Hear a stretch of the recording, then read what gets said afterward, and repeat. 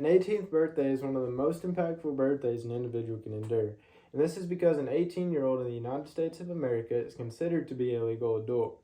Now, this title often excites novice adults because it gives them the ability to do a lot of new things. They can take part in voting, has the option to join the military, can sign contracts, buy lottery tickets, or even get tattoos without a parent's consent, and a lot more. Now, I do not think 18-year-olds should be given so much freedom, and I don't think that even though 18-year-olds are considered to be independent, I do not feel they are ready to be considered grown. And this is because they lack a fully developed brain. They often rely on parents for either housing or financial aid. And lastly, the decisions that they are able to make can be very impactful to not only them, but to others as well.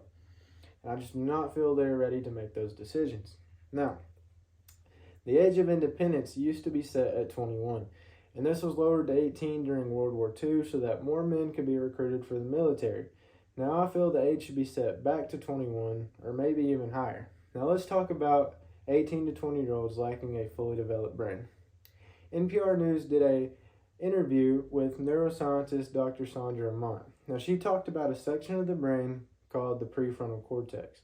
She said that this section of the brain doesn't fully develop until the mid to late 20s. She said the prefrontal cortex is a section of the brain that deals with inhibiting impulses and organizing and planning behavior in order to reach a goal. Now, people without a developed prefrontal cortex lack the ability to make decisions based on good judgment, and they lack to be able to see long-term effects. Now, when people do not have a fully developed prefrontal cortex, they use a section of the brain called the amygdala. And the amygdala deals with emotions. So people without a developed prefrontal cortex are making decisions based on emotions rather than logical thinking. Now let's talk about 18 to 20-year-olds lacking independence. Off the bat, we're going to talk about age restrictions. And I'm talking about like the age to be able to drink alcohol, the age of being able to consume tobacco, even renting a car. Now, why are these age restrictions set higher than 18 if an 18-year-old is considered to be an adult? We're going to use alcohol for an example. CDC did a lot of research on this, and the age of drinking alcohol was raised to 21 from 18 in 1984.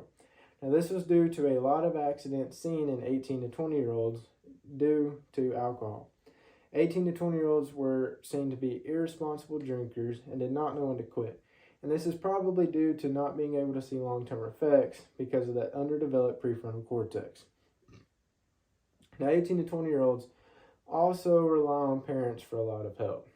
Now, this is another reason I consider them to be not independent. And 18 to 20-year-olds are seen to be, a lot of them living with their parents still, and a lot of them still relying on financial aid from their parents. Stetterson Jr., and Ray B. did a paper that got published in a lot of books. And what they found was 10% of parents' annual income of 18 to 20-year-olds went to those kids. That's a lot of money that these 18 to 20-year-olds are still relying on their parents for. Now, lastly, let's talk about these big impactful decisions that these 18 to 20-year-olds are able to make. These decisions don't only affect them, but others as well. Now let's talk about how some of these decisions could affect these 18 to 20-year-olds for a lifetime. Tattoos, for example. That's kind of a silly thing, but it's serious. An 18-year-old can get a tattoo for fun and regret it later on in life. They can also sign a contract that could be a lot of trouble later down the road. Now let's talk about how they can make decisions that affect others. We'll use voting for an example. These 18 to 20-year-olds can vote towards presidents.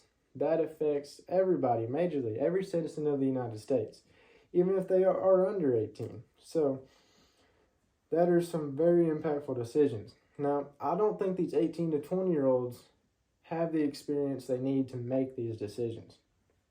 And what I'm saying is 18 to 20-year-olds are barely out of high school. They haven't really got to experience the real world. And what I mean by that is the workforce, or even potentially being in college, just trying to make it on their own.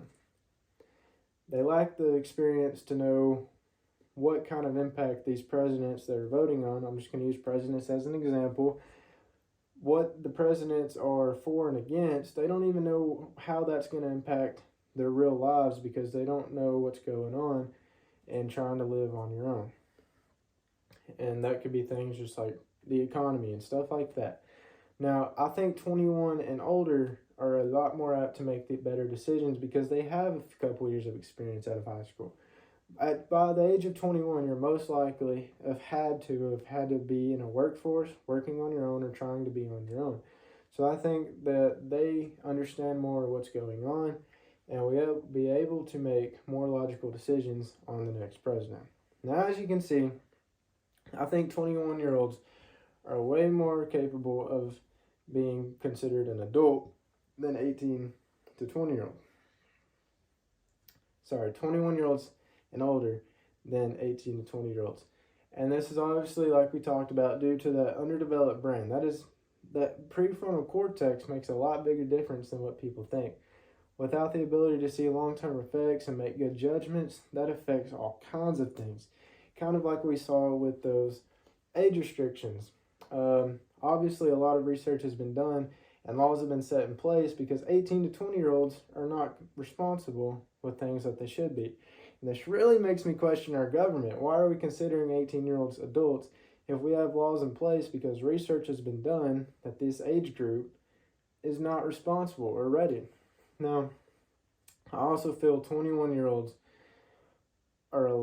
have a lot more experience. I say a lot, at least a couple years of being in the workforce or in the real world trying to be on their own. So I think they're able to make better decisions that impact others, like voting, and than 18-year-olds are. So overall, I think the age of independence should be raised to at least 21 rather than 18.